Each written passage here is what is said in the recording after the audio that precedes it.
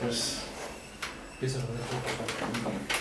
bienvenidos a la primera sesión del Café Filosófico aquí en el Fauno.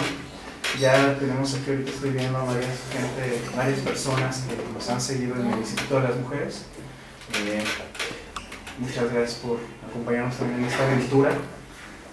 A las personas que son nuevas, que vienen por primera vez a una sesión del café y más en el Café Filosófico aquí en el Fauno, pues bueno, nada, les platico un poquito, ya te lo he escuchado yo creo esta historia muchas veces.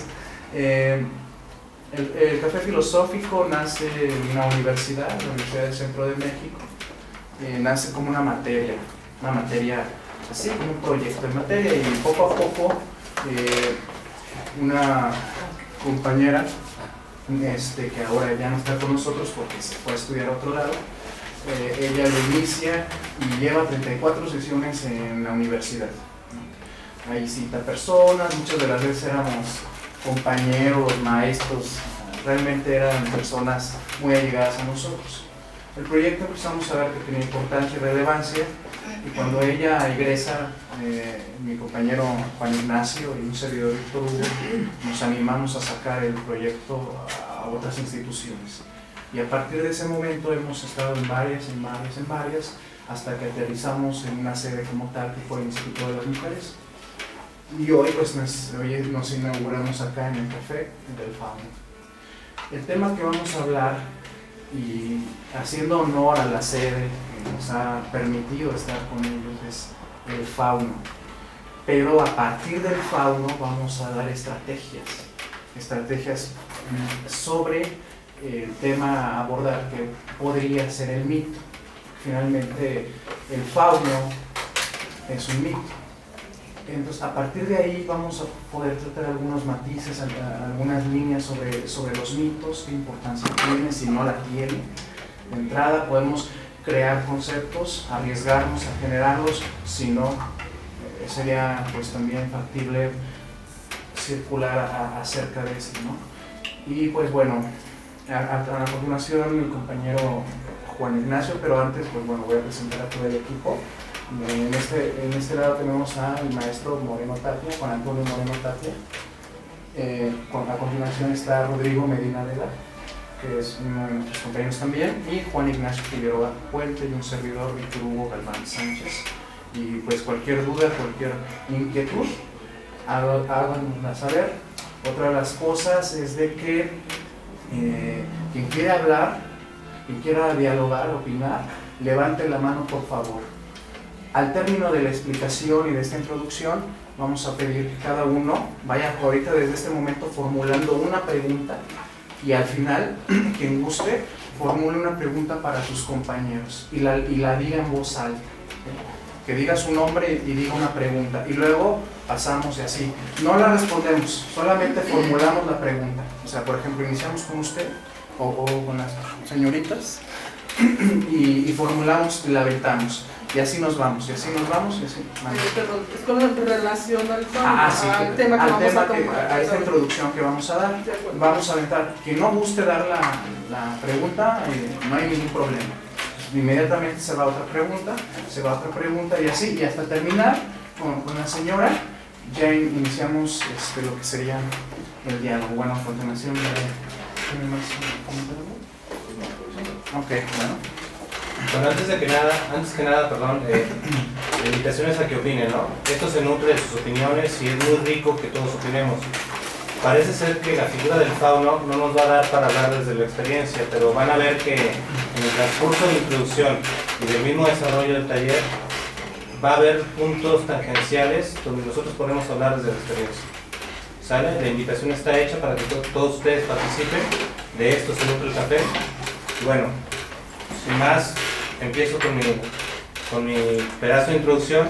Víctor hará otro y no sé si mis compañeros. Ajá, ok. ¿Sale? Y Rodrigo terminaría. Sí, vamos a complementar punto lo trazado. Ok, yo comienzo así. Claro. La necesidad de comprender la realidad arrastra al hombre a ciertas formas. Esto no quiere decir que una sea mejor que otra, de asirse y compartir lo que se cree de la realidad. Aquí las creencias se transmiten de generación en generación, creando formas e imágenes de un mundo. El tránsito del mito al logos funge como un pilar dentro de la comprensión de los saberes del hombre, pues si bien estamos acostumbrados a la diosa ciencia, esta no ha sido siempre lo que es ahora. Recordemos, por ejemplo, las costumbres que aún sin ser nuestras hemos hecho tradición. ¿Recuerdan el gordo vestido de rojo? A ese que con toda tranquilidad celebramos en vez de Jesucristo. ¿Recuerdan a Dios? ¿Recuerdan que ese Dios que tenemos en México se nos impuso en un comienzo? Aquí no se trata tampoco de decir que todos sean así o que esto sea mejor que aquello. Lo que se pretende es abrir un diálogo teniendo en cuenta esto, tener un referente que, si bien es algo escueto, puede servir de ejemplo para aclarar un punto. Tanto tiene importancia las formas que tenemos de vivir, tanto las creencias y condiciones que nos han posibilitado estar aquí. Aunque no en todos los casos consideremos a aquellas creencias y condiciones como verdaderas, entre comillas, en este momento. Mi compañero Víctor hará más explícito no solo el mito del fauno, sino algunos otros que nos pueden ayudar a ver cómo hemos hecho del mito una manera de comprender la realidad. Bueno, tenemos al fauno. ¿Quién conoce el fauno? Levántame la mano. ¿Quién conoce el mito del fauno? ¿Algún mito sobre el fauno? Ok, bueno, de entrada nos arriesgamos al fauno, ya sabemos por la sede, pero sí en determinado momento sí nos pareció interesante abordar el mito, porque el fauno parece que es un personaje. ¿Tiene que ver con la película? Puede ser, sí. ¿Y por qué? Porque finalmente el fauno es el dios de los griegos llamado Pan. Este dios llamado Pan, luego para los romanos cambió a Fauno como tal. Entonces este dios Pan es un hombre, pero a su vez tiene patas de macho cabrío y anda así, ¿no? Y finalmente anda en los bosques, tiene también orejas como si fuera elfo, ¿no? Así puntiagudas, y tiene cuernos.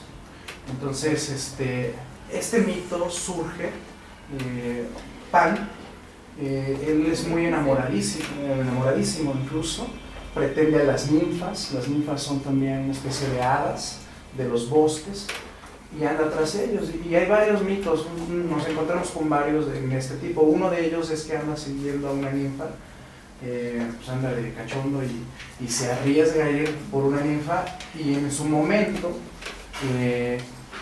la ninfa para escaparse va con sus hermanas y dice, bueno, ¿saben qué? Escóndanme, y la esconde y se transforman en caña. Él anda siguiéndolo y dice, pues ya no vio las cañas, pero tan atemorizadas estaban las ninfas que solamente el exabrupto del fauno y el ruido y todo esto hace que las cañas empiecen a sacudirse con el viento, y entonces él empieza a escuchar sonidos, y de ahí deriva que hay una flauta que es hecha de carricitos, están todas juntas. Esta flauta se llama Sirene, en honor a la hada que se llamaba Sirene. Entonces él se ideó y a través de esas cañas hizo la flauta, y ahora se le considera que él es uno de los inventores, ¿no? Finalmente. Pero ¿qué nos quiere decir esto, no? O sea, ¿nos vamos a tragar la historia? ¿O qué pasa con la persona cuando escucha un mito? Yo preguntaba en las redes sociales, nos pueden encontrar en Facebook, ¿qué pasa? Le metemos en nuestra imaginación movimiento. Ahorita que les empecé a contar qué pasó, si se estaban imaginando la escena, tipo película o tipo foto, había movimiento en ella, se imaginaron a las cañas ahí, con el viento moviéndose. Entonces, a través del fauno, bueno, también aparte se comenta que el fauno pues es muy erótico, ¿no? Por esta distinción entre el animal que está en las patas y bueno, ¿qué tenemos nosotros los hombres y mujeres abajo de la cintura? Pues tenemos nuestros aparatos reproductores, ¿no? Tanto el externo como el interno, pues la vagina y el pene. Y de parte de arriba pues está el hombre, Entonces, por eso también a veces se le consideraba al fauno como lo asociaban con los impulsos sexuales, ¿no? Ese impulso por hacerlo, ¿no? Por hacerlo, por ir más allá. Entonces, yo lo que le quería preguntar, y lanzo de las primeras preguntas que se me ocurre es, ¿el mito hoy en día tiene una importancia para explicar la realidad como hace tiempo? Otra pregunta que se me ocurre es, ¿podría surgir en determinado momento un mito de otra cultura que después puedan compartir? ¿Tendrá importancia el mito a través de la didáctica, de la pedagogía, para explicar hechos concretos? ¿El mito tiene importancia o solamente se nos ocurrió? Al hablar de mito estamos hablando también de dioses, finalmente. Pero cualquier cosa puede ser un mito. Por ejemplo, he escuchado que había un programa, ¿no?, que la historia detrás del mito, que era de TV Azteca y hablaban de personas así famosísimas. ¿Qué tendrá que ver? ¿El mito será leyenda? ¿Podemos decir que entonces Juan del Jarro es un mito? Así nos gustaría que nutrieran en este momento, y que al final de esta introducción también se levantara una persona y compartiera, y así como les comentaba. Bueno, en cuanto al tema de hoy, que es tanto la mitología como el fauno, yo creo que hay dos aspectos muy importantes a ver este tema. Es decir, por un lado está la óptica de la cultura, por el otro lado está la óptica filosófica. Acerca del fauno, bueno, ya Víctor nos dice que es un dios.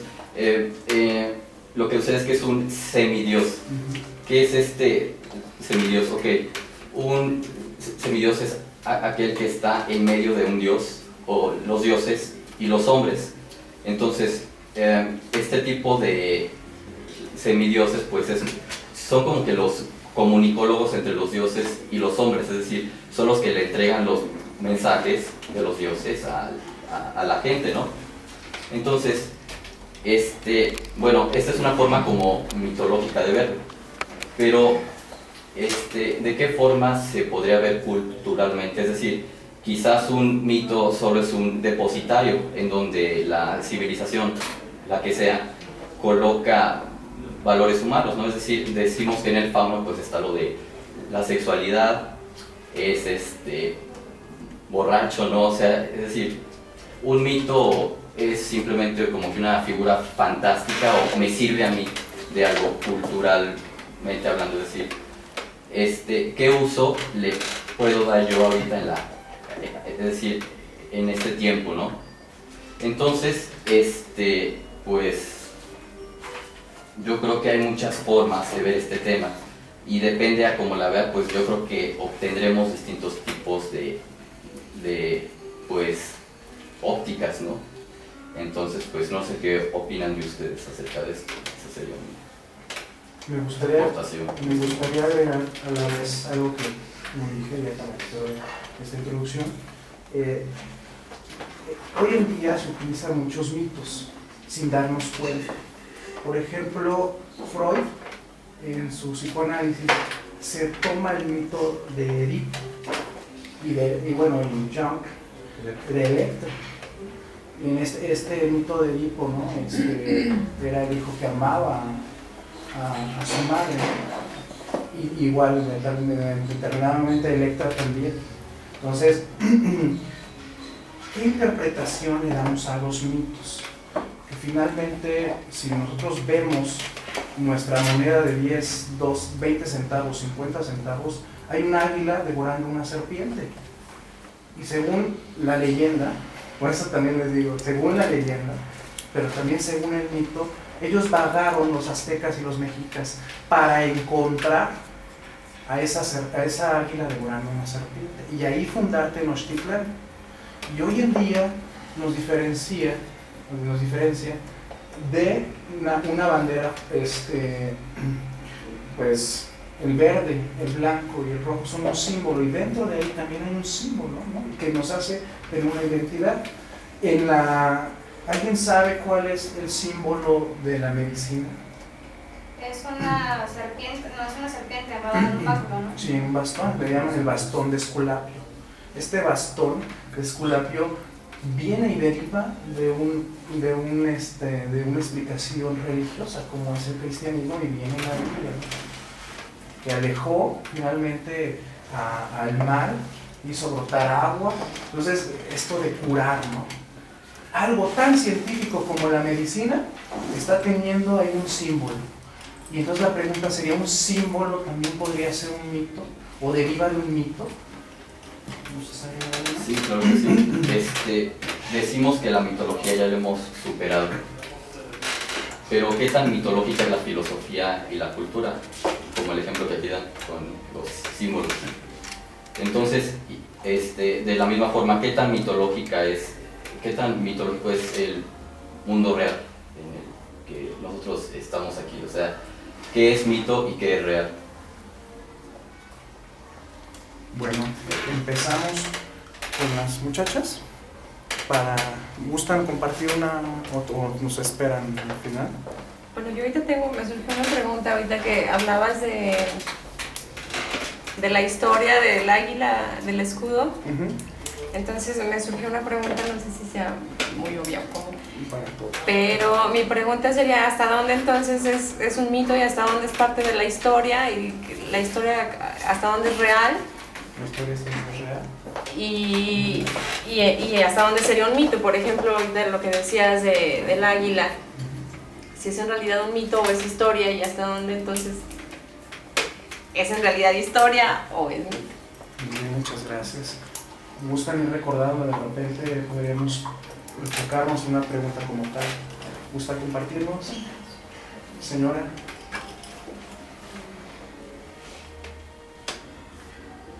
El mito para que llegue a ser mito, tiene que ser creído por cierta cultura que siempre lo abarca. La pregunta es, ¿por qué los mitos salen de esos entornos y se transforman en leyendas en otros? Muchas gracias.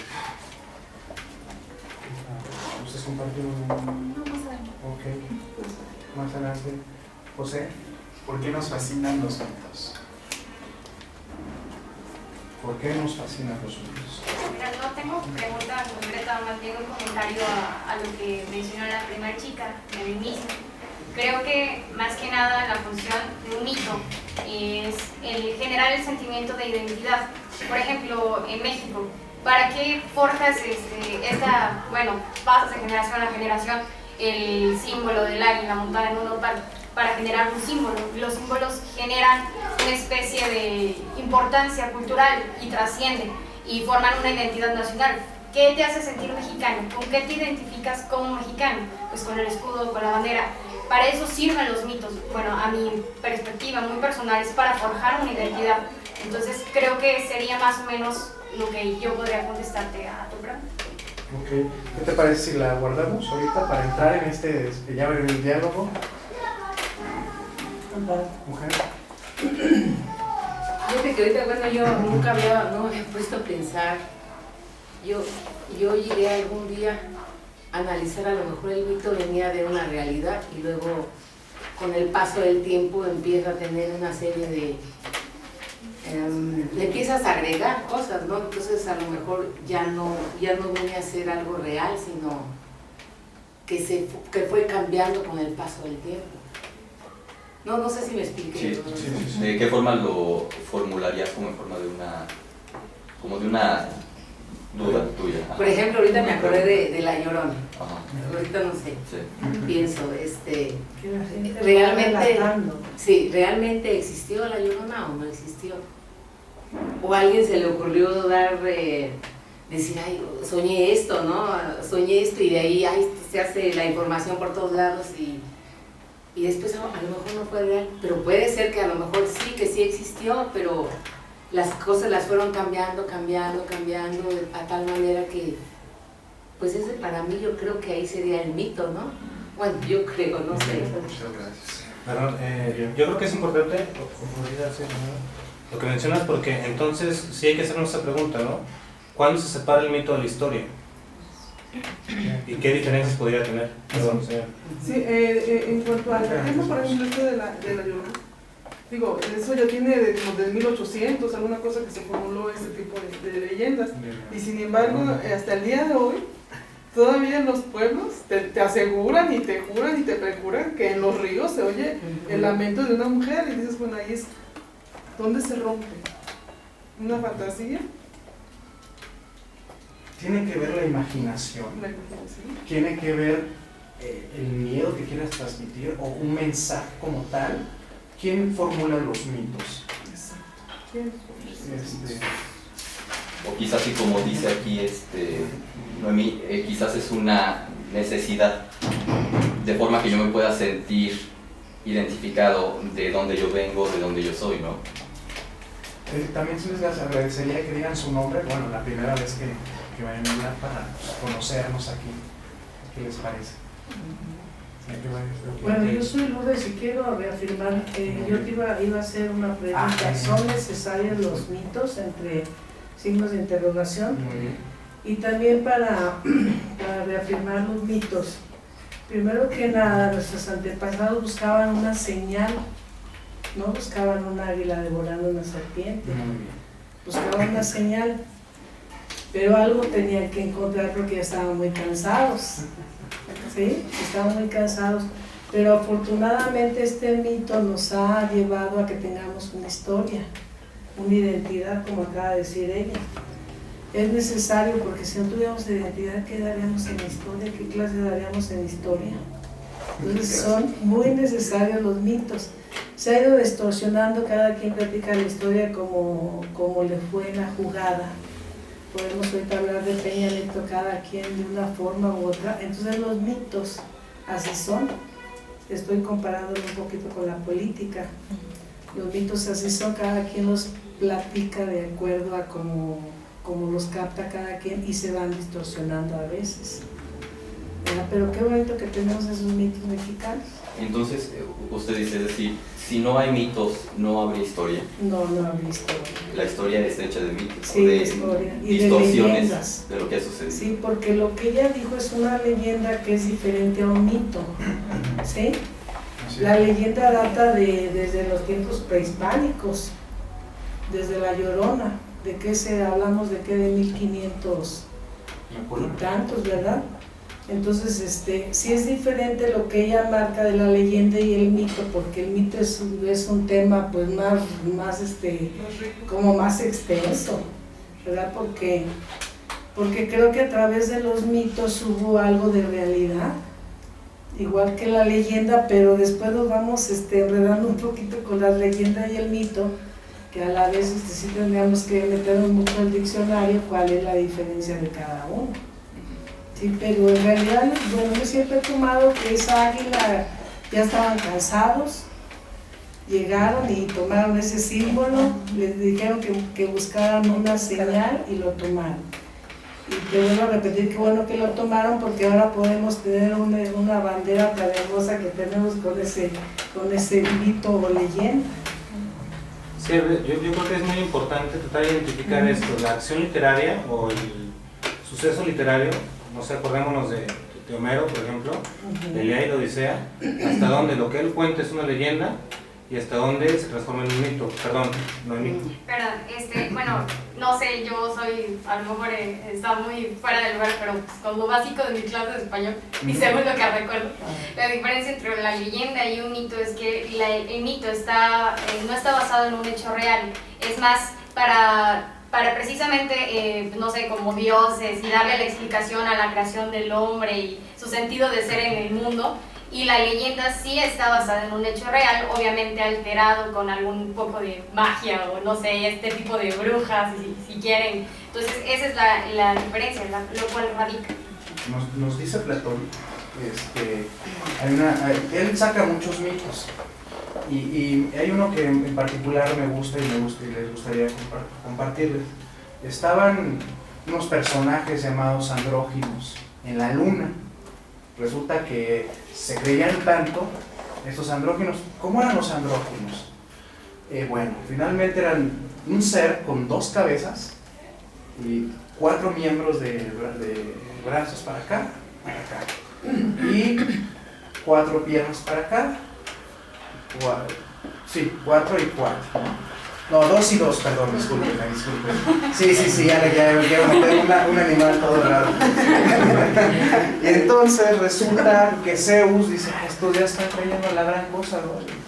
Y ya saben, Zeus era un dandy, un playboy, y también se creía tanto que se echó a su papá y a su abuelo, se los echó, y pues a todos sus hermanos los trajo controladitos. Hades lo mandó a las profundidades, a Poseidón lo mandó al mar, ¿sí? Y a varios, y a su hermana la tenía de esposa, ¿no? Que era Hera. Entonces Zeus, enojado, dice, no, estos no me van a ganar, y manda su rayo. El símbolo de Zeus es el rayo, a veces el águila, y los rompe, los divide, y todavía más enojado los manda a la tierra y los avienta. Entonces Platón explica esto y nos avienta un símbolo, ¿no? Del amor. Y según esto, pues las personas, estos andróginos ya separados, pues no iban a caer exactamente los dos iguales, ¿no? En el mismo lado, tenían que caer en cada parte del mundo, separados. Y por eso se dice que tienes que buscar a tu media naranja. Y tu media naranja te va a complementar, y en cuestión del amor, el día que la encuentres te vas a hacer uno, ¿no? Finalmente por eso luego se avienta que el amor platónico, ¿no? ¿Qué opinan de esto? Porque pareciera que buscan una señal, pero también pareciera que hay una profundidad de explicar quién soy, a dónde voy y qué es qué. Puedo explicar tanto el amor, la felicidad, la justicia. ¿Tiene esto un significado en nuestra cultura, en nuestra sociedad, en la pedagogía, en la literatura, en la música? ¿En qué lo tiene en nuestras vidas? ¿Tiene una importancia, como apuntaban ya hace algunas preguntas? ¿Tiene una importancia el mito, o el mito se pierde con las voces, con el aire? Pues no creo que se pierda el mito, porque hasta la fecha se habla de muchas cosas que son mitos. O sea, no creo que se haya perdido. Se está hablando ahorita de eso, de la importancia del mito en la vida, y que lo comentaba López, o sea, nos está dando cierta, bueno, en este caso fue la identidad, lo que tú mencionabas de lo de la media naranja, la esperanza de que a lo mejor voy a encontrar a mi media naranja, a mi príncipe azul, pues también es un mito, pero la esperanza y queda, y se trata de buscar lo mejor. Es que, bueno, es importante, yo creo, antes de esto, que tratar de identificar, ¿no? Ya se ha dicho que, al menos una definición por parte de Noemí, que separa el mito de la leyenda, ¿no? Por algunos puntos específicos donde se incluyen hechos mágicos en uno y hechos como que más corroborados en otros, ¿no? Entonces, hasta dónde la acción del mito y la acción de la leyenda, los dos carecen de efectos mágicos. Porque si algo trata de hacer el hombre, es eso, ¿no? Producir algo que no todos comprenden. Por eso la magia, por eso esta intención de tratar de llevar la realidad a un lugar donde sea asequible para nosotros, al menos en la narración, en la literatura.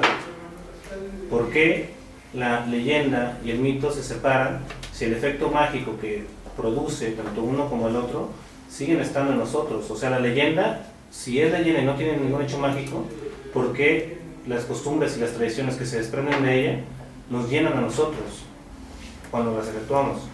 ¿Y por qué el mito se separa tanto si realmente pretenden lo mismo? O sea, ahí sí habría que hacer un ejercicio de tratar de entender por qué, ¿no? Hasta dónde lo mágico de la leyenda y lo mágico del mito se separan, y por qué se separan. Porque tan mágico es una cosa que puede ser, llamémoslo costumbre o tradición, como tan mágico es la otra, que es la figura metafórica, donde hablamos de que Poseidón es un hombre que está representado en los montes elíseos, ¿no? Entonces, ¿hasta dónde podemos decir que la leyenda se separa del mito por esto?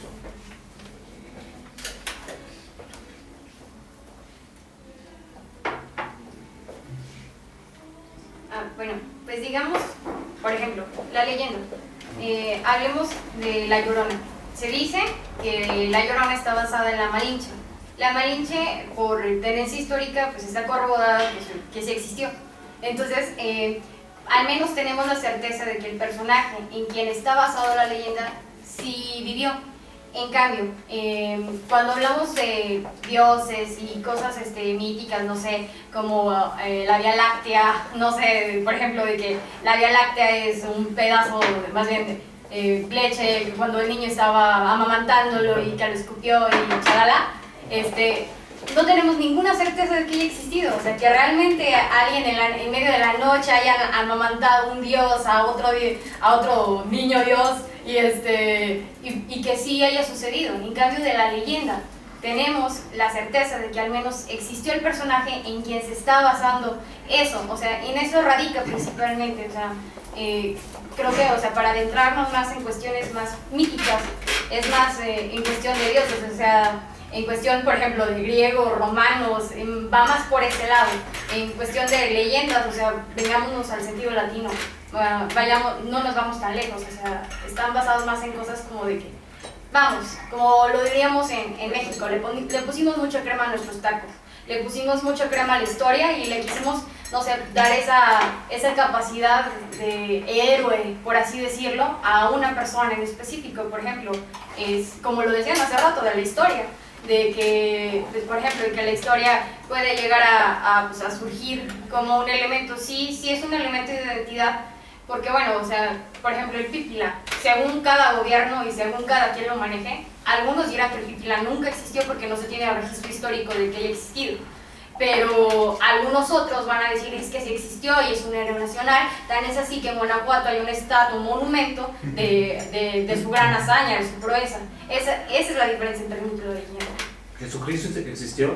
¿Con base en lo que tú estás diciendo, Jesucristo existió? En la persona, sí. En lo que haya podido hacer, o no sé, de si sea Dios o hombre, ahí sí te lo dejo. Sí, es que habría que ver eso, ¿no? Sí. Por eso se me hace importante abordar leyenda a Jesucristo, ¿no? Es que, bueno, habría que ver si es leyenda, si es mito, si es... Bueno, porque parece ser que según lo que estamos diciendo, se acerca más al mito por lo que representa que a la leyenda. Entonces, sigue siendo la misma pregunta, ¿no? O sea, ¿por qué, dado el caso de que existe el mito de Dios, de que existe el mito de Jesucristo, de que existe el mito de Zeus, de que existe el mito de quien quiera nombrar, se transforma en un mito y el otro se transforma en una leyenda? Porque al final no va a haber ninguna constancia,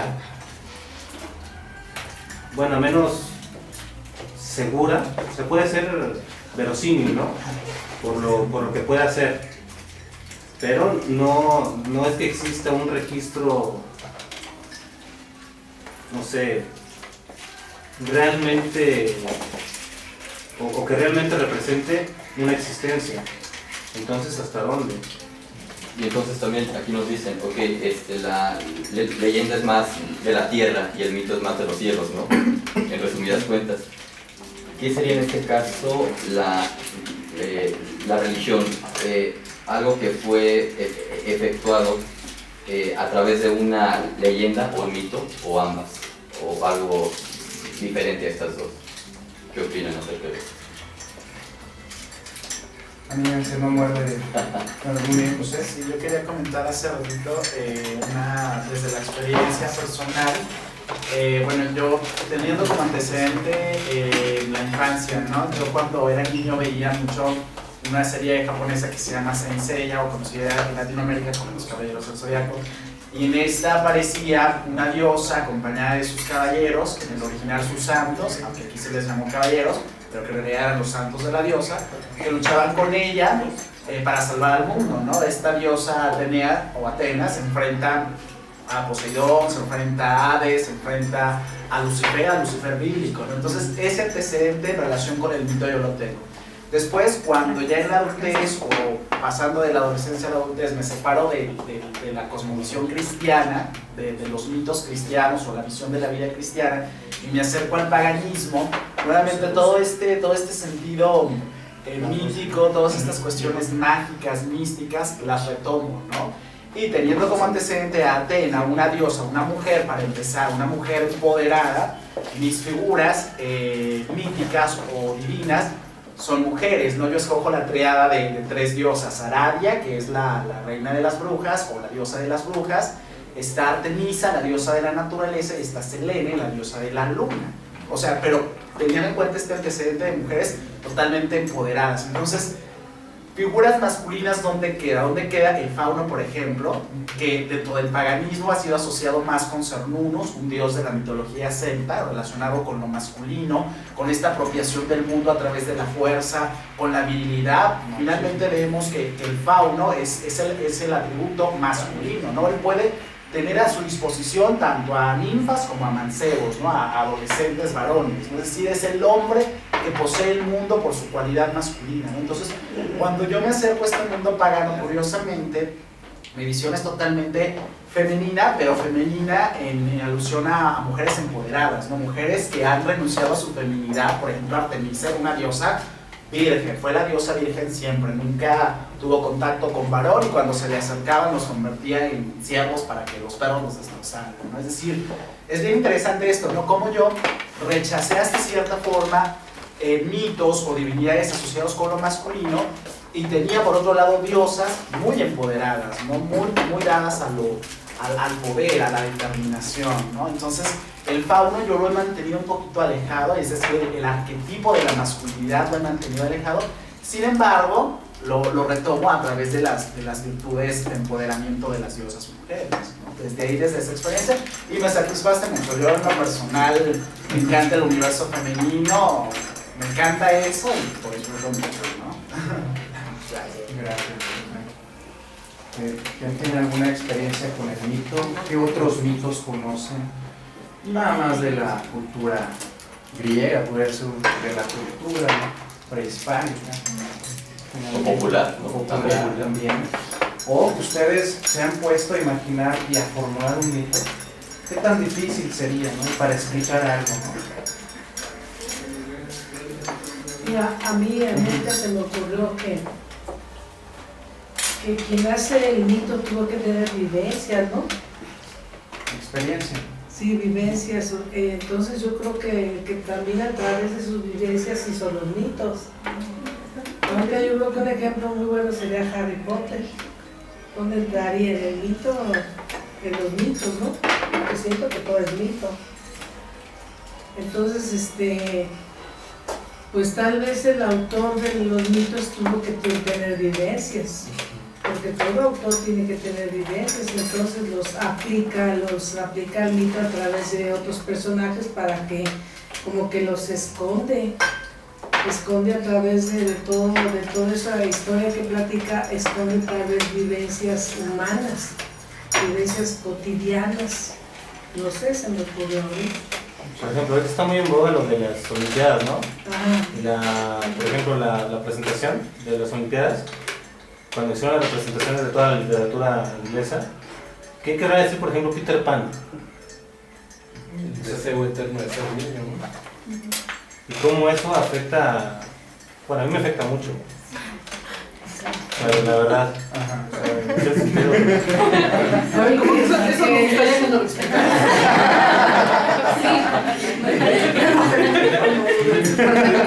Entonces se nota, ¿no? A mí, por ejemplo, no encajo también en la seriedad que debe tener un adulto, ¿no? A 30 años. Yo prefiero seguir haciendo travesuras, no sé. Y la actitud. O sea, ¿cómo o qué es lo que tuvo que hacer el autor para que se le ocurriera eso? Un niño que se pelea con piratas, o sea, es inglés y se pelea con piratas, qué raro, ¿no? ¿Viste la película? La ¿Viste de- la película cómo se hizo Peter Pan? ¿De cómo? No. El autor no tenía hijos. Ah, ok. No tenía hijos, entonces tuvo convivencia con una mujer viuda que tenía hijos, ¿sí? Entonces él veía cómo jugaban entre los niños, porque los niños también eran muy creativos. Jugaban a piratas, tenían un perro grande, ¿cómo qué raza es? ¿Sí? Entonces él a través, por eso te digo que tal vez el mito también viene a través de evidencias, nada más que las esconden. Pero entonces él a través de todo lo que vean los niños hace la historia de Peter Pan, a través de las vivencias que tiene con esa familia. Okay. Pero oye, a ver, bueno, es una tontería. No, es que dice ella que Harry Potter, por ejemplo, pues dices que cómo se le ocurrió a la persona que estoy diciendo. Ahí yo digo, ¿no también nos echarías ese Digo. Bueno, ¿qué opinan? No, sí, va José, no mí. Ok, muy bien. Okay. Sí, sobre esta cuestión de cómo se construyen los mitos y las leyendas, que son por supuesto géneros literarios, desde los literarios son géneros literarios distintos, y también desde la historiografía. Yo estudié la carrera en historia, aunque eso por supuesto no me da autoridad alguna, y al contrario, mi tesis versa sobre cómo las autoridades institucionales o políticas, cómo las instituciones académicas y cómo la sociedad civil construimos visiones históricas frente a la realidad, ¿no? Entonces, yo estoy haciendo el estudio, por ejemplo, sobre la Revolución Mexicana, y ahí tenemos el caso, por ejemplo, de Villa, ¿no? Villa entendido en el sentido popular, en el sentido netamente popular de cómo surge Villa. Villa es un bandido. Es decir, la gente que lo conoció o donde se ha transmitido la leyenda es un robaganado, viola mujeres, etcétera, ¿no? Es decir, el sentido popular lo ve como un bandido. Pero en el sentido institucional, en el sentido de las instituciones, obviamente del PNR, que después es el PRI y después es el partido en el poder, hay que juntar. No es una leyenda, es una realidad histórica. Ciertos figuras de autoridad retoman muchos personajes regionales, entre ellos Zapata, que era más al sur, al centro sur, y entre ellos a Obregón y a todos estos, ¿no? Entonces, bajo un halo de autoridad, que es la autoridad que tiene el poder finalmente, reconstruye esos personajes populares y los lleva al canon de la oficialidad. Son héroes, ¿no? O sea, no importa si violaban o descarrilaban trenes o si mataron infinidad de gente, eso no importa en el sentido estrictamente ético. Son héroes. ¿Por qué? Porque generan identidad, generan procesos de unión, generan procesos de hacernos tener un raigambre, ¿no? Venimos de una gran estirpe de hombres centauros, ¿no? Y les llamaban los centauros del norte, ¿no? A los villistas, ¿no? Entonces, en este sentido es cómo se construye el mito, pues desde la esfera de poder o desde la esfera de acción hacia donde lo queremos llevar. Para la gente, seguramente, para la gente que lo conoció y que transmitió de voz en voz la leyenda, seguramente pudo haber violado a una mujer, ¿no? Seguramente pasó eso. Pero la magnificación vino después, ¿no? Es decir, no, y arrasaba con todos sus ejércitos y todas tenían que esconderse, las pobres mujeres. Me explico, ¿no? Igual las autoridades seguramente sí, por supuesto, tenían alguna intención de llevar sobre todo a los, no tanto a los campesinos, sino a los obreros de las ferrocarrileras y todo eso, seguramente tendría alguna acción política, pero en la institución es el gran héroe, ¿no? Que se enfrenta contra las fuerzas federales y nos libra, invade Estados Unidos, ¿no? Que aparte, imagínense, ¿no? Un héroe que invade Estados Unidos, ¿no? Máxima génesis, ¿no? Entonces, pues con mayor razón se va a exaltar su figura. Entonces, el problema está en qué es lo real y qué es lo fantástico. Eso es lo que nos preocupa mucho, ¿no? Entramos en este conflicto entre queremos tener la certeza de que es así, ¿no? No queremos que se contamine por el lado del misterio, de la magia, ¿no? Pero finalmente es un proceso humano y así es por sí mismo, por esta naturaleza. Es el caso de Jesús, ¿no? Seguramente Jesús fue un ser muy carismático, efectivamente fue un rebelde, está constatado por la historia, ¿no? José fue un historiador romano, consigna y en sus escritos que sí hubo una pequeña rebelión en Galilea que fue sofocada por los romanos y punto, ¿no? Pero para la gente que seguía a Jesús, pues Jesús caminaba sobre las aguas, sanaba enfermos, se llevó al cielo. Se fijan la diferencia, ¿no? Un académico, un historiador, un hombre romano con una cultura, para él fue una simple rebelión que fue como cualquier otra que había surgido en Galilea, punto, y se acabó lo que sigue, ¿no? Y en cambio para los seguidores, Hijo de Dios, vino a este mundo a salvarnos, ¿no? Depende mucho de la visión, como también se decía, ¿no? continuamos. Muy bien. Ah, sí, bueno, sí, genera una cosmovisión. Por ejemplo, el Popol Vuh para los mayas. Su dios creador es el dios del maíz. Porque sí tiene mucho que ver con la cuestión de que sí hay una experiencia cercana frente a quien genera los mitos, porque el maíz en la cultura maya digamos que era como el oro para nosotros. Pues digamos que el nacimiento de la cultura es con base a ello. Entonces, ¿por qué precisamente su dios creador es el dios del maíz? Pues precisamente porque funge como lo más importante para su cultura. Entonces genera una cosmovisión y sí, yo insisto con que sí da una identidad, da una persecución de un fin nacional, de unidad. Digo, ¿con qué otro motivo tú podrías llegar a decir yo voy a luchar por, no sé, por determinada nación si ni siquiera tienes convicción de lo que vas a defender es en lo que crees? Yo lo veo así, como que la verdad es un cubo y un cubo tiene 6 caras. Dependiendo de la cara en la que te pares, es la perspectiva que vas a ver del mundo. Si te paras en la cara de al lado, no va a ser lo mismo que te pares en la cara de arriba.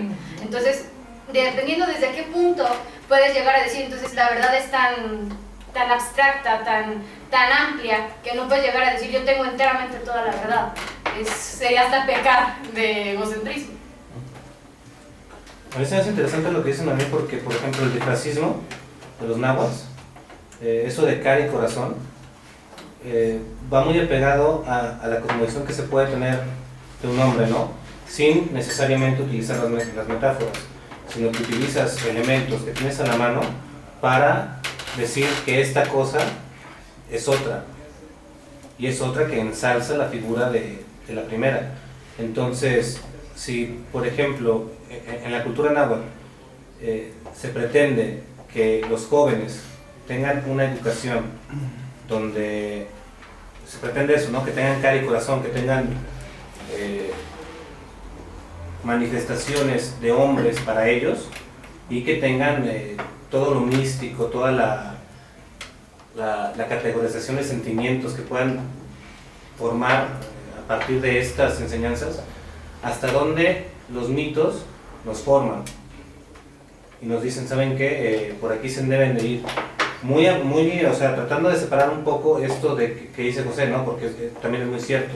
Si los mitos provienen de algún lado, seguramente vienen de una clase intelectual donde se pretende hacer algo con estos mitos, que se explayen y que se controlen de alguna forma.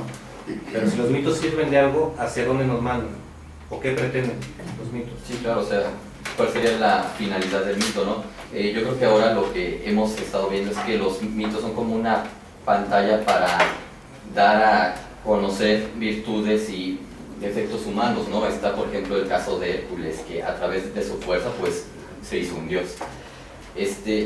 Entonces, quizás estos mitos son necesarios para entender el mundo y enfrentarlo. Entonces, los valores humanos, ¿qué tan mitológicos son? Es decir, están los ideales como el amor, la libertad, el yo. ¿Qué tanto esto es realidad y qué tanto esto es mitológico? Ajá. O el mito más bien intenta explicar esos valores, ¿no? Ese anhelo algunos anhelos de la humanidad o de los sujetos los intenta encarnar a través de un mito.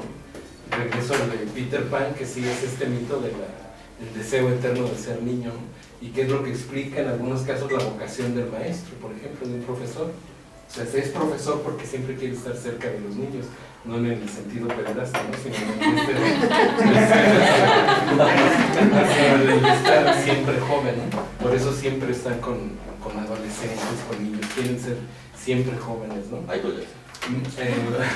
Por otro lado, también el mito al que responde, por ejemplo, Harry Potter, es también una especie de mito mesiánico, ¿no? Es el niño que es hijo de otros magos, es decir, de otros dioses, que finalmente va a liberar al mundo, ¿no? Pero que además en la última película muere y resucita, ¿no? Sí. Es decir, maneja todo el mito mesiánico muy fuerte, ¿no? Y habría otros, perdón, pensé que habías acabado de digo, ya habría que pensar en otros mitos a los que estamos respondiendo a través de nuestras figuras o de nuestros héroes que fabricamos actualmente, ¿no? Por ejemplo, yo les preguntaría, ¿a qué mito corresponde, por ejemplo, Cuauhtémoc Blanco, ¿no? O sea, él quién es, quién representa. Pero es el que es el chavo acá vulgar del barrio, pero que triunfa, ¿no? Pero que triunfa y tiene más dinero que todo, ¿no? Y en contraparte está el Chicharito, ¿no? Que es un niño de familia y que también triunfa, ¿no? Cantinflas, ¿quién es, no? Será un mito y a qué anhelo de nosotros como sociedad, como mexicanos está respondiendo. Pedro Infante y todos sus personajes, ¿no? Como Pepe el Toro, hace rato le decía a Nacho, ¿no? Si no nuestro Prometeo no es Pepe el Toro, ¿no? O Chucho el Roto, ¿no? El que les roba a los dioses y les da acá a los pobres para que todos estén muy bien, ¿no? Tipo de Robin Hood, ¿no? Como Robin Hood, ¿no? Sí, por eso, Pues, perdón. no, ya me contestó todo. Sí, nada más quiero darles un anuncio. Cuando quieran su refil, levanten también la mano y para irnos a avisar. Tienen acceso a 2 tazas. Entonces, cuando quieran su refil, sí, sería importante que nos avisaran, porque luego se acaba la sesión y ya no se toman su refil. Sí. Pedro Páramo, ¿quién ha escuchado de Pedro Páramo? Juan Rulfo. Pedro Páramo habla de la muerte, de cierta manera, del amor, habla de muchas cosas, ¿no? Y es reconocido interminablemente y será una gran figura. En Pedro Páramo, en Comala, ¿no? Parece que él finalmente en esta búsqueda del personaje, aparecen varios personajes principales, parece que están todos muertos, ¿no? Al final, ¿no? La muerte, parece que los perros aullaban por ahí, muchas cosas así. Y curiosamente uno de los perros aquí mexicanos, Xoloitzcuintli, pareciera que tiene algo que ver con Cerbero, perro de 3 cabezas, al lado de Hades, ¿no? En el Hades. ¿Qué pasa? ¿Por qué hay muchos mitos que están muy comunes? Es que somos muy comunes los humanos, es que somos muy apegados, muy hermanados, o es porque el humano finalmente se pregunta quién es, quién soy, a través de los mitos. Y el mito toca el corazón, nos toca.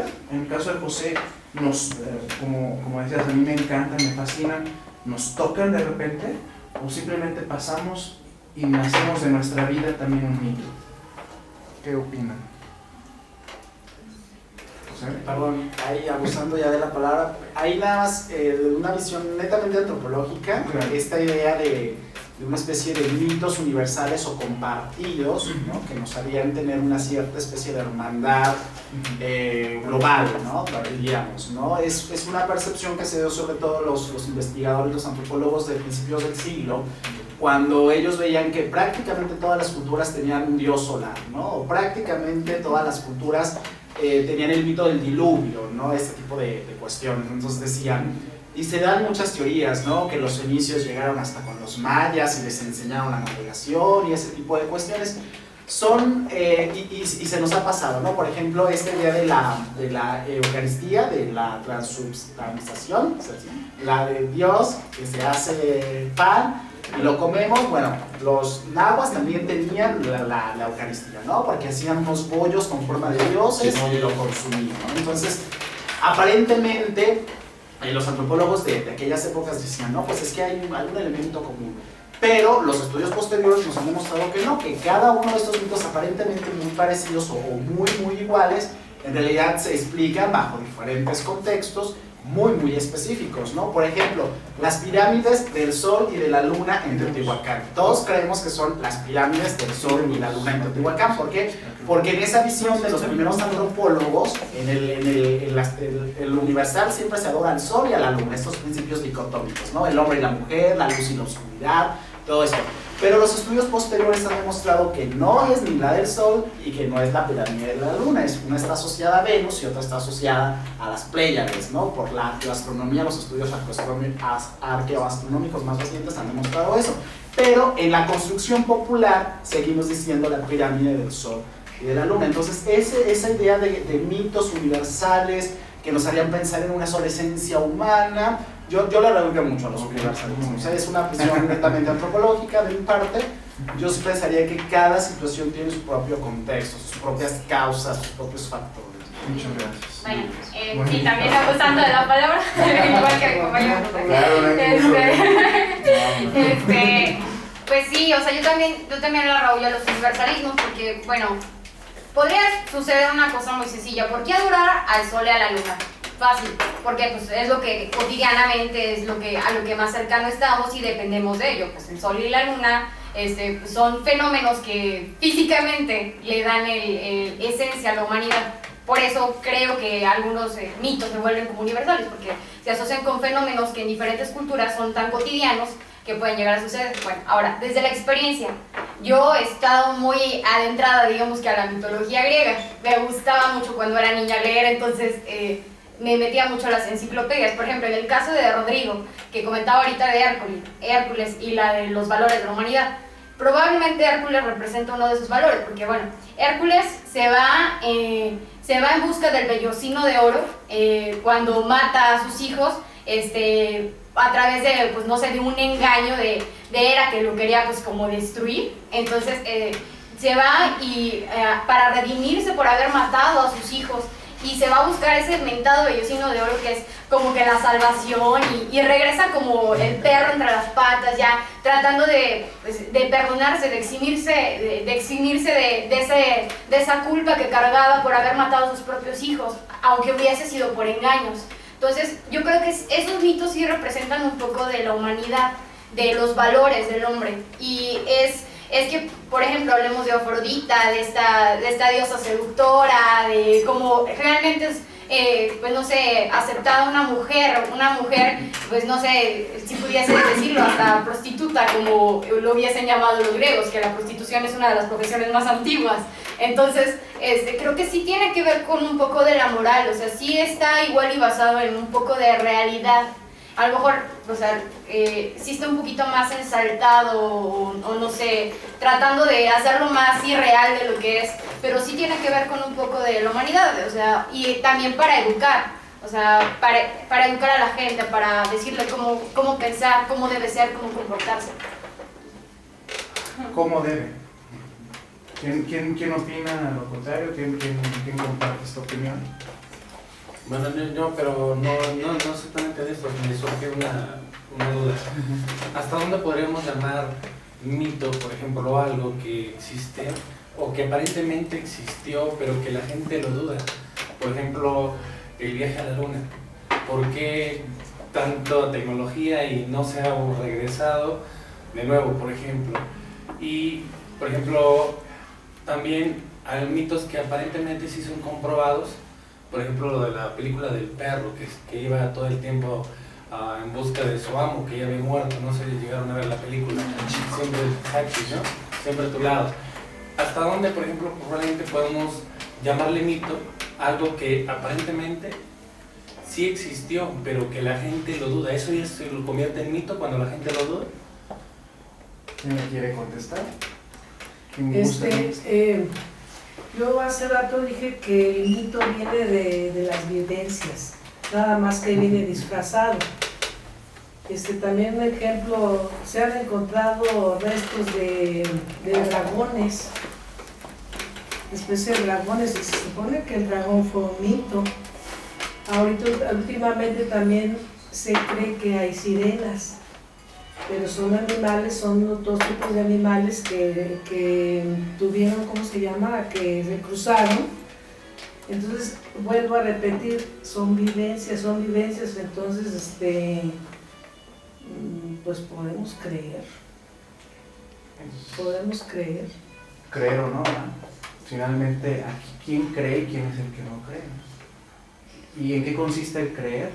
Y en no creer en esos mitos ya como un hecho real o verídico.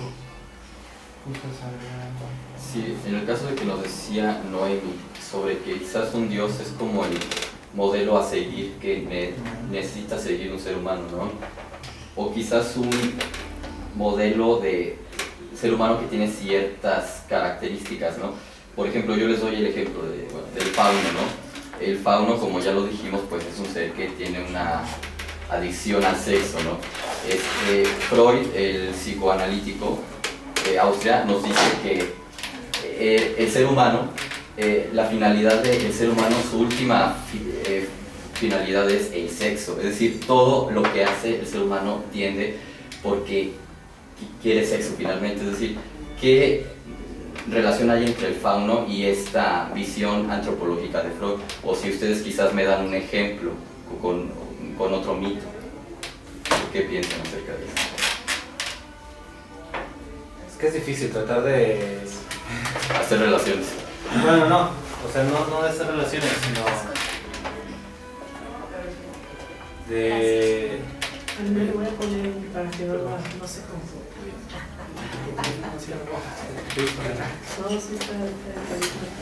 Sino de tratar de justificar, por ejemplo, teorías científicas, por así llamarlo, como el caso de Freud, con los mitos. Puede haber una relación seguro con lo que decía Víctor, por ejemplo, de que el fauno es mitad animal de abajo, ¿no?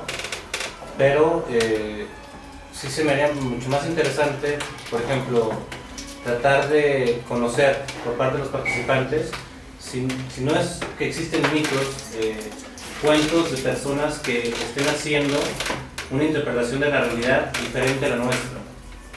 O sea, si ustedes conocen cuentistas, me imagino que José si tiene algún tipo de referencia, en un momento dado, que tienen esa intención, ¿no?, de redescubrir el mundo y de inventarlo en literatura.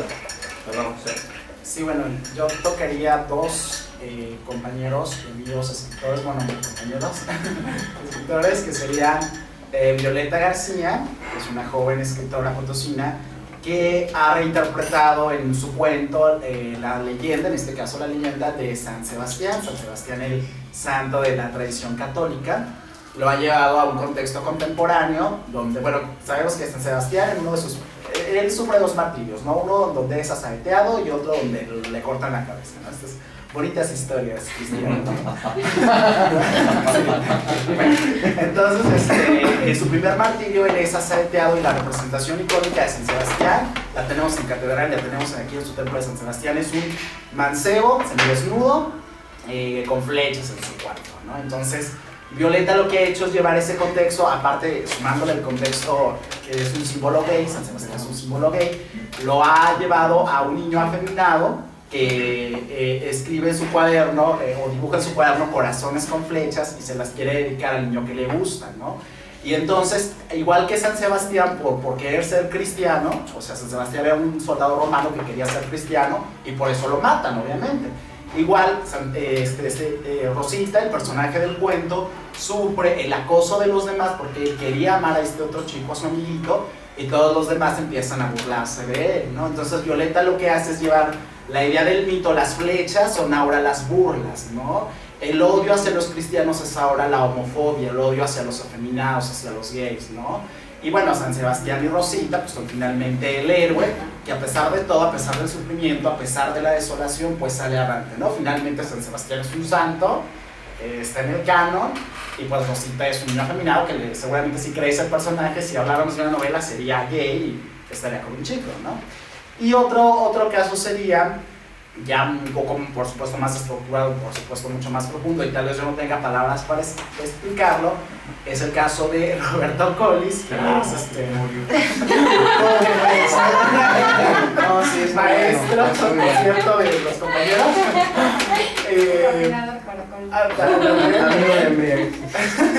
Su primer libro se llama Grimorio, y está estructurado. ¿Qué es un grimorio? Un grimorio es un libro medieval con una serie de conjuros, de hechizos, para obtener ciertos fines y ciertas propiedades mágicas. Un grimorio. Entonces Roberto escribe un grimorio desde el punto, ¿vale? Un libro de las sombras, en el caso del paganismo, si practicamos la brujería, sería nuestro libro de las sombras, para los alquimistas pues sería su grimorio, ¿no? Entonces, Roberto Collis lo que hace es un grimorio literario, en el sentido de que a través del cuento, a través de lo que él va escribiendo, quiere conjurar no la realidad, sino la palabra. Es una reflexión que él hace entre que va contando la historia y entre que va narrando las cosas, entre lo que tiene que ver la palabra, ¿no? La palabra como dominación del mundo, el hecho de nombrar como dominar o apropiarnos de la realidad, ¿no? Más que las historias fantásticas que nos está contando Collis, por ejemplo, la del cuento homónimo Grimorio es de un chavito que empieza a descubrir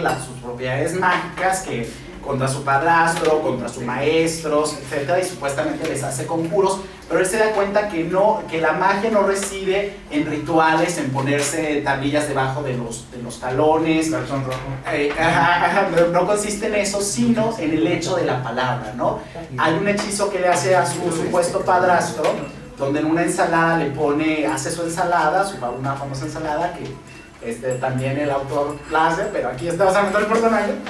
Y el autor no agrega el ingrediente que se aparece en el cuento, que es el semen, ¿no? Su propio semen, se lo da al padre, y se suponía que ese hechizo lo había hecho Set contra Horus en la mitología egipcia, ¿no? Entonces, se supone que con este hechizo el padrastro iba a dejar de acosar al niño, de que lo quería mandar al extranjero y todo esto, pero él se da cuenta que no funciona, a pesar de que pues, la ensalada se la comió y llevaba su propio semen, ¿no? Efectivamente.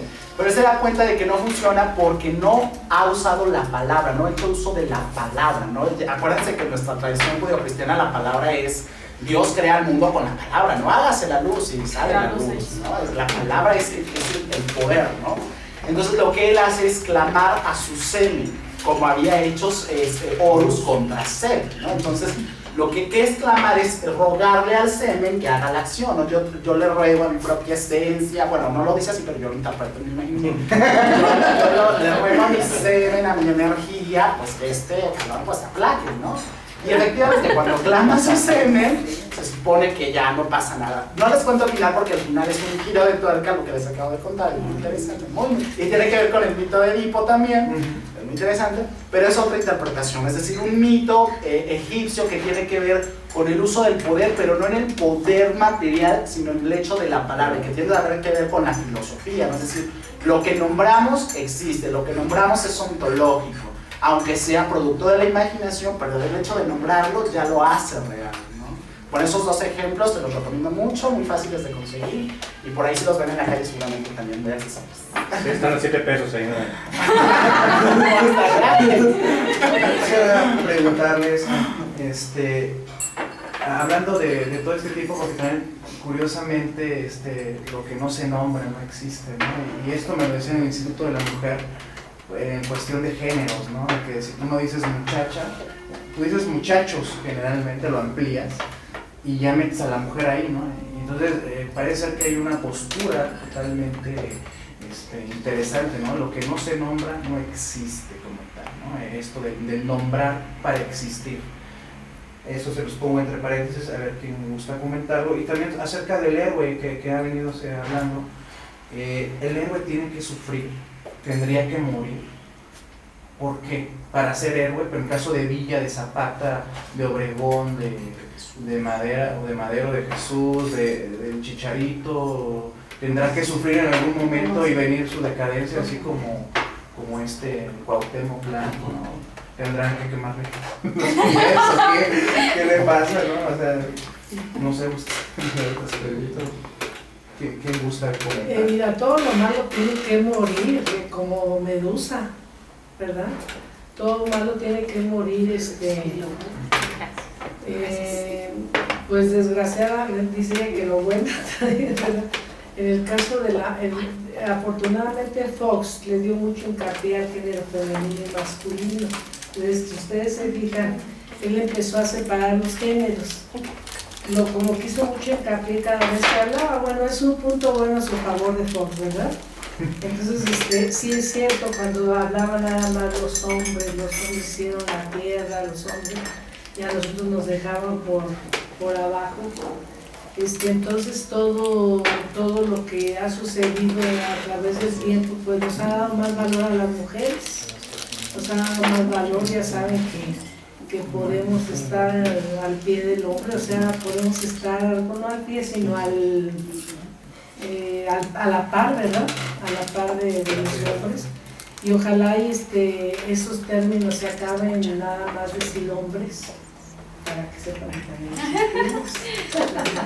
Este tema de género ojalá lo podamos retomar de una manera en otro próximo café. Sí. A ver, ¿vas? ¿Quieres comentar? No. ¿Quién quiere comentar? Adelante. Más que vi que Bueno, sí, es muy interesante lo de la palabra. Bueno, porque sí, lo que no se nombra no existe. Pero bueno, en cuestiones, pues así de, por ejemplo, en cuestión de género, por ejemplo, cuando tú cuentas un chiste sobre homosexuales, es considerado violencia, a pesar de que la palabra no pudiese llegar a tener un poder, bueno, aparentemente insignificante. Entonces, pero es considerado violencia. Entonces, la palabra, solo por el hecho de nombrar algo, pues se hace referencia que sí. Pero, por ejemplo, la nada. Si tú mencionas la nada, ¿qué es la nada? Entonces, ¿por qué dices que la nada sí existe si no sabes qué es la nada? Entonces, como que eso ya se entra en otro rollo más confuso. Sí, no, podríamos llevarnos un café muy interesante sobre la nada.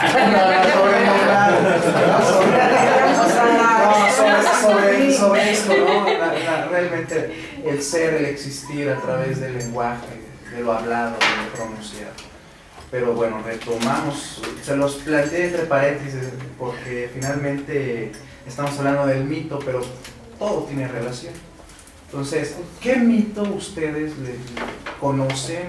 Que las personas que no han hablado, ojalá levanten la mano y puedan comentarnos algunos. O de qué manera escucharon una vez algún mito y les llegó en su vida personal, no sé. ¿Tuvo alguna otra cosa?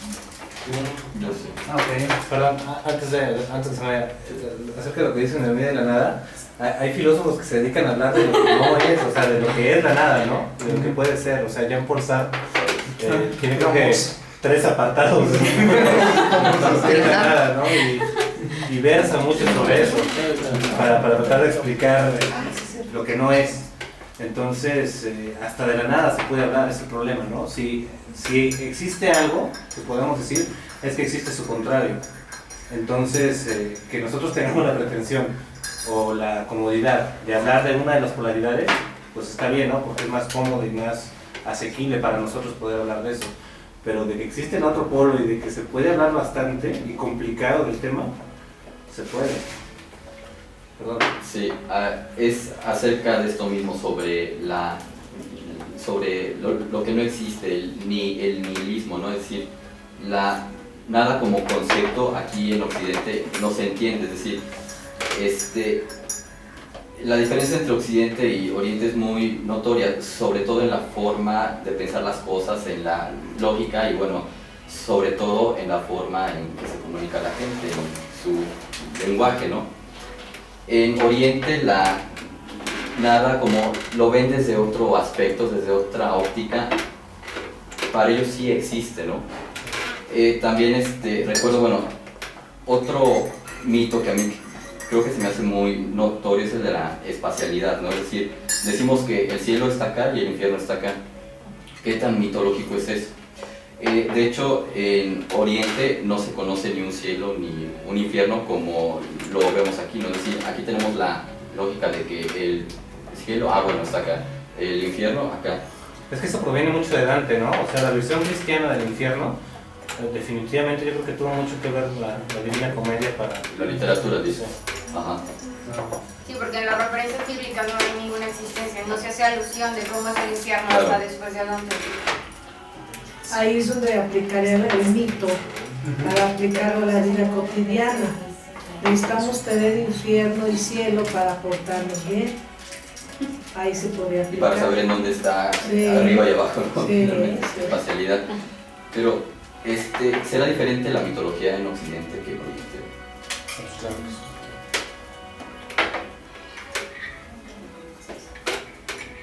Yo digo que sí.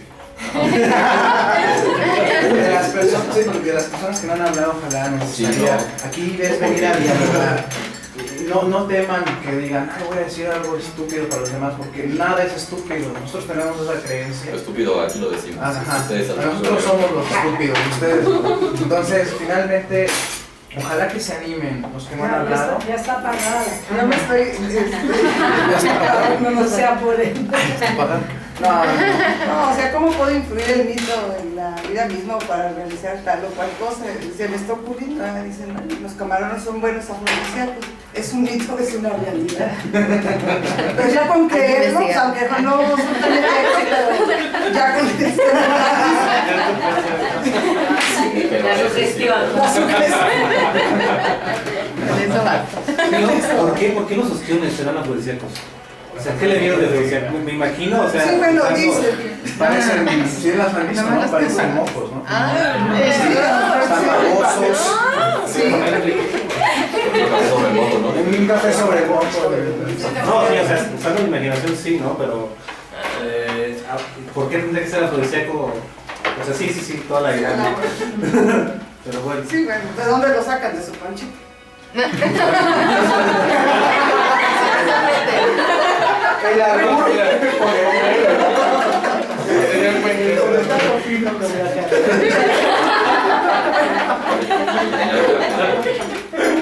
Bueno, pero ya sé, ese mito de...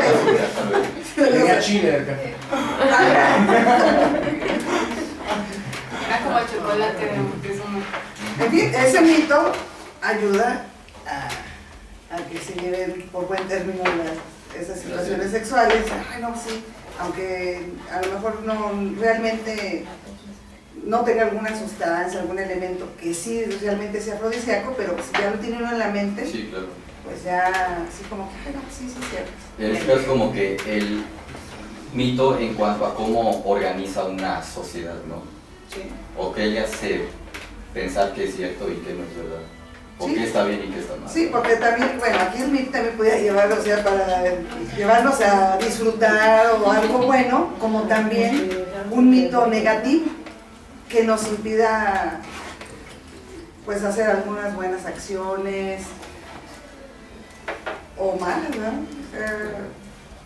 Sí tendríamos que analizar, no nada más recibir el mito, sino ahora sí que analizar realmente si es benéfico o no benéfico para nuestra vida. Y si tú analizarías este mito, ¿sentirías que ya no serías parte de la misma sociedad? Es decir, tú piensas que el mito te hace estar en una sociedad o quizás en una familia, en una institución, a lo mejor. Pues sí, nos hace parte de una sociedad. O sea, uno pudiera decir, o sea, regresando al mito que habíamos comentado, pues bien sabemos que es mental, pero pues ya sí nos hace convivir. ¿Qué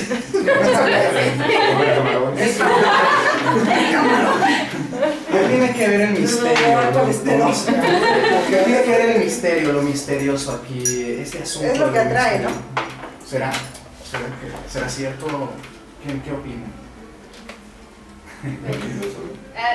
Sí, bueno, creo que en general lo que nos obliga a creer es la propia ignorancia del ser humano, porque el hecho de no saber qué hay más allá o después de, nos hace pues, llegar a pensar que eso sí en realidad existe. Por ejemplo, los camarones, algo tan sencillo, tan cotidiano, el que uno no sepa cuál es la razón o de por qué se dicen y se ponga a investigar, va a hacer que siga consumiendo. Por ejemplo, las uvas que se consumen en Navidad, si te comes y que te atragantas cada año nuevo, tienen una razón de ser y que nadie sabe. Por ejemplo, nadie sabe que las uvas fue porque existió una temporada de cosecha abundante, entonces había que deshacerse de las uvas sobrantes y por eso se empezaron a consumir como tradición. Entonces pasó a ser como una leyenda así como histórica, y yo creo que la gran mayoría todavía ni siquiera sabíamos ni por qué consumimos uvas, pero en las temporadas pues ya de finales de año aumenta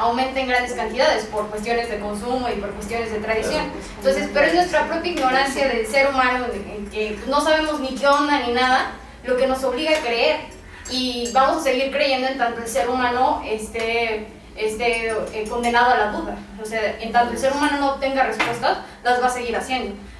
Bueno, y me atrevería a decir que, por ejemplo, en la existencia de los dioses, pues era su duda sobre, por ejemplo, si me muero, ¿a dónde va mi esencia? ¿A dónde voy yo? Después, ¿hay vida después de la muerte? Entonces, se tenían que inventar algo para justificar que no nos vamos a perder o algo así por el estilo, para poder vivir tranquilos, por decirlo así. Muchas gracias. Entonces, sí.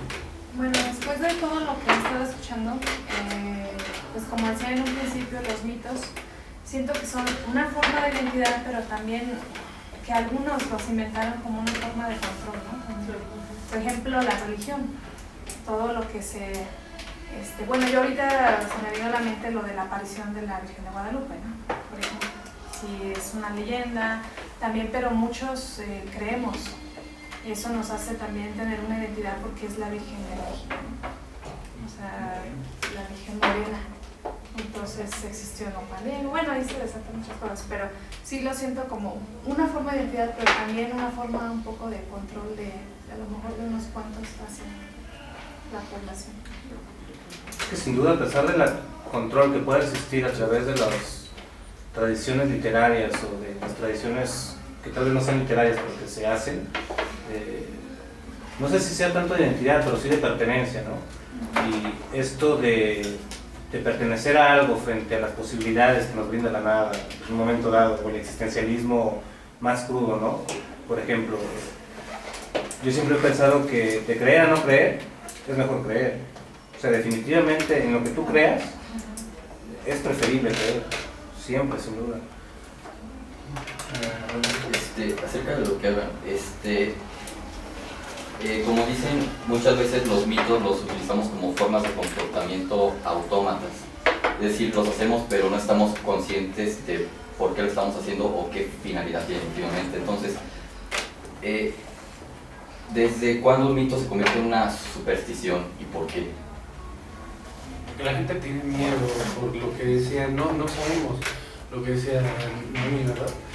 No sabemos hasta dónde va, qué es lo que va a pasar con lo que nos puede pasar si no lo hacemos.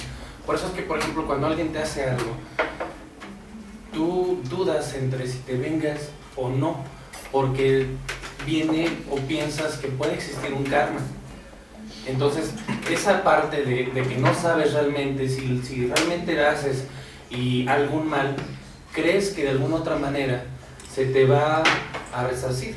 Crees porque si no es ahorita, te puede pasar después. Entonces la gente por eso cree en estas situaciones. Seguramente el que inventó el karma era alguien que no quería que le pegaran, ¿verdad? Después se te va a rezar 2 veces.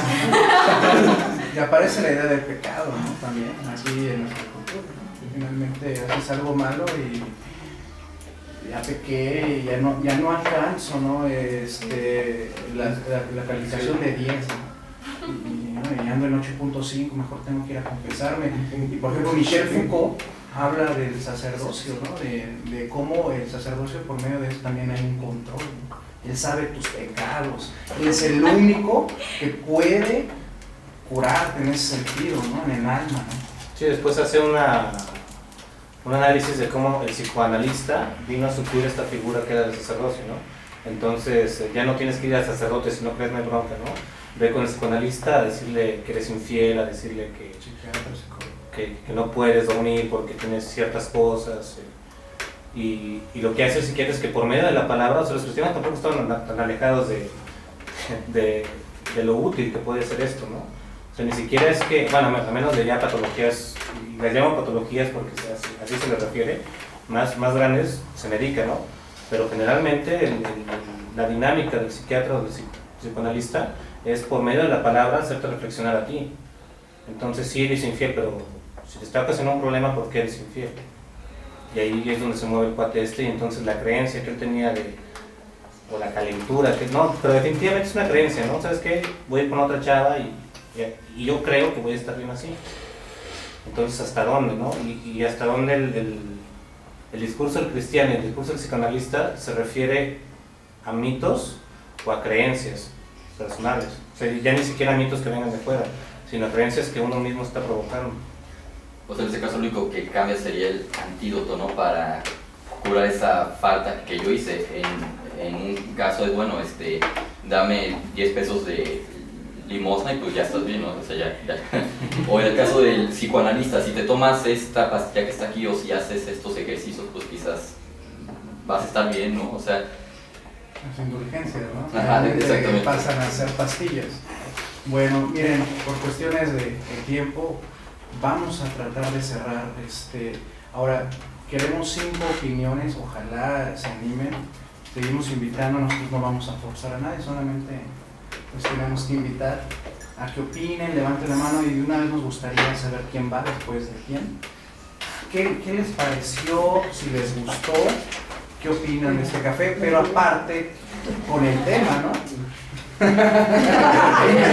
Que no te controle.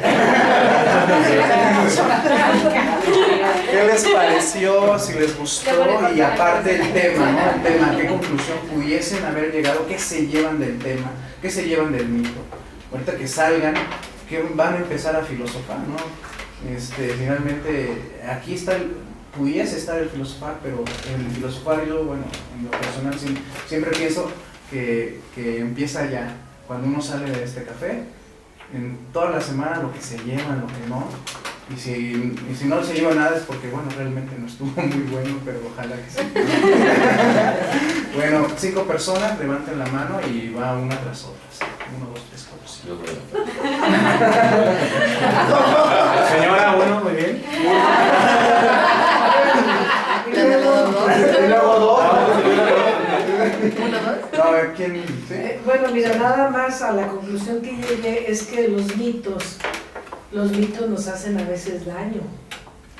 Porque un ejemplo es un día tuve una serie de eventos malos y me dice una comadre que por qué no voy a misa y por qué no rezo rosarios.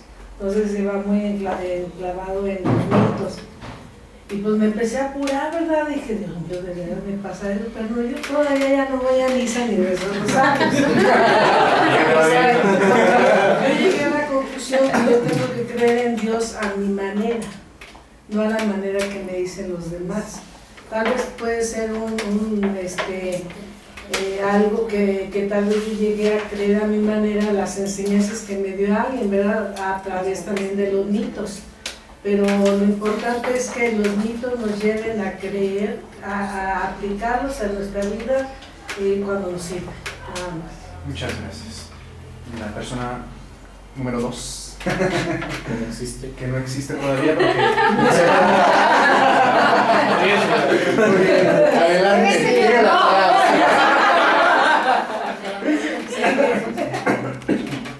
Pero deja que se me ocurra. Ok, muy bien.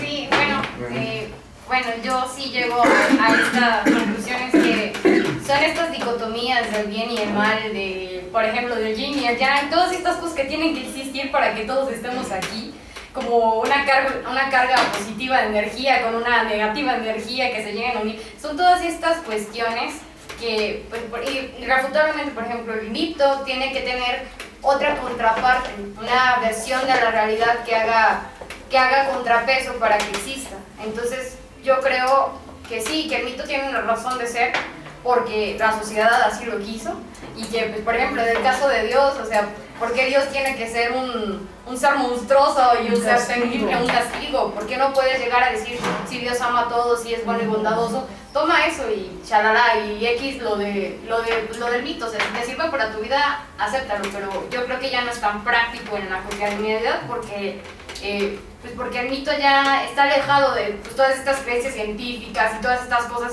que vivimos en la actualidad, que ya no es tan funcional para nosotros, ya no es necesario en nuestras vidas. Ok, muchas gracias.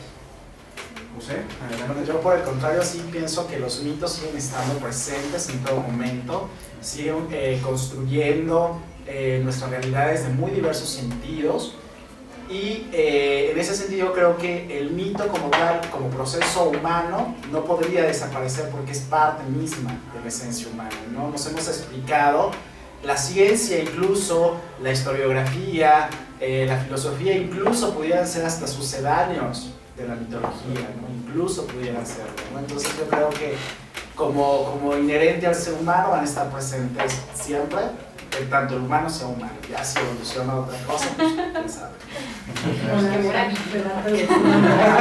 Ahora levanta de la mano a ella.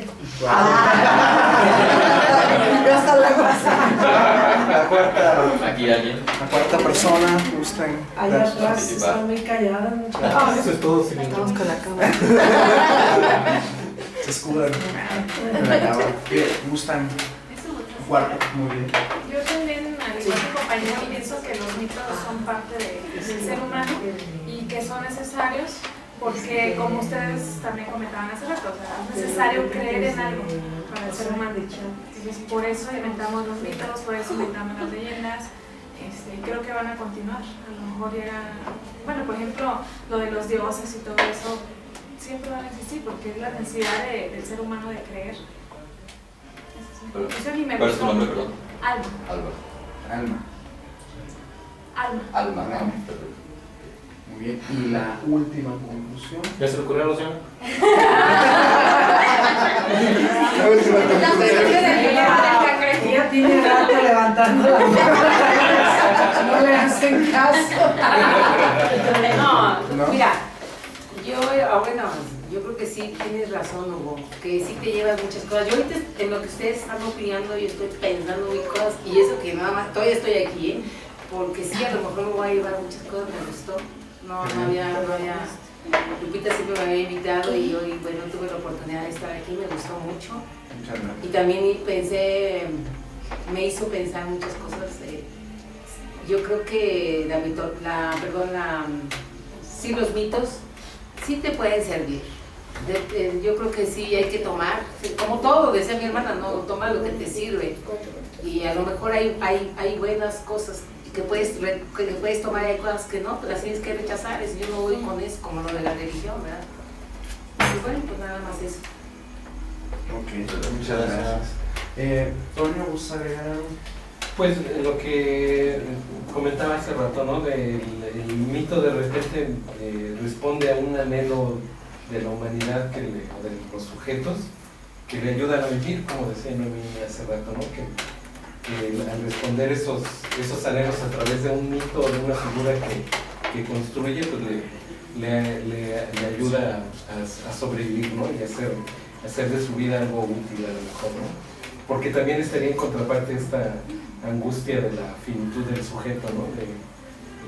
También saber que en algún momento va a dejar de existir, entonces el mito le puede ayudar precisamente a eso, ¿no?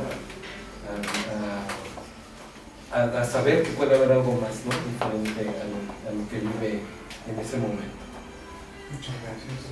Rodrigo. Claro. Creo que bueno, algo que nos faltó quizás dialogar más sobre qué otras funciones tiene el mito. Yo veo el mito mucho en el arte, ¿no? Es decir, quizás, bueno, todas estas diosas, ¿no? Ninfas, quizás, bueno, pues es como una musa que me sirve a mí para redactar una obra, hacer un libro. Yo creo que incluso muchas veces la mitología puede ser más arte que algo que sucedió, ¿no? Es decir, todas estas figuras que vemos de mármol, es decir, quizás era la forma que estas civilizaciones exponían su ser más artístico. Quizás no era su fin último el de decirnos, bueno, el mundo es así es el cielo, así es la tierra. Quizás, y bueno, ¿qué tal si los mitos inicialmente solo comenzaron como una forma de arte y no una religión o una filosofía de la vida? Sería mi última pregunta. Pues nada, yo también estoy muy de acuerdo con José. Yo me acuerdo de algo que menciona John Cocteau en una otra historia de una desintoxicación, haciendo alusión a la medicina en específico, ¿no? Y dice que el discurso positivista, ahí donde ya encuentra sus limitantes en todas las posibilidades que también nos ofrece, la gente vuelve a los métodos de Molière, ¿no? A las purgas, a los vómitos, a las sanguijuelas, porque es algo que le resulta, porque es algo en lo que tienen fe. Entonces, con base en eso, la importancia también de los mitos, ¿no? Que provocan en nosotros creencias que nos mueven y que nos motivan a seguir viviendo de alguna forma, ¿no? Pero que siempre son motivantes. Pues de mi parte, yo concuerdo con la señora, ¿cómo se llama usted? Lourdes. Yo concuerdo con Lourdes desde dos puntos.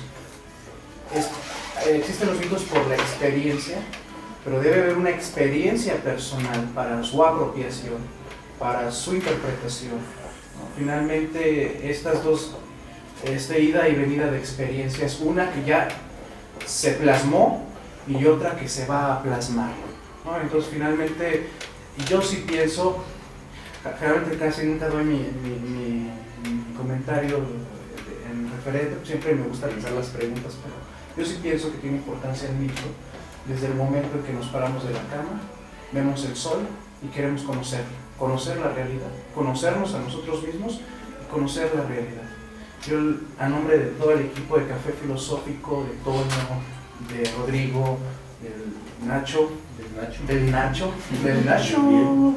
y de un servidor, Víctor Hugo, estamos muy contentos que nos hayan acompañado, que hayan venido, ojalá que lo hayan pasado padre.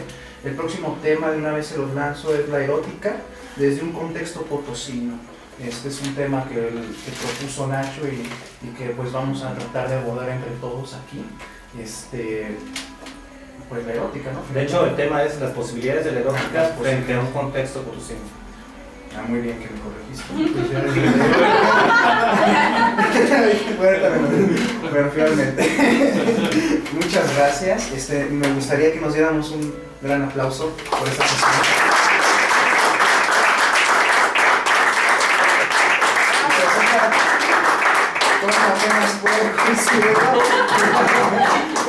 Muchas gracias.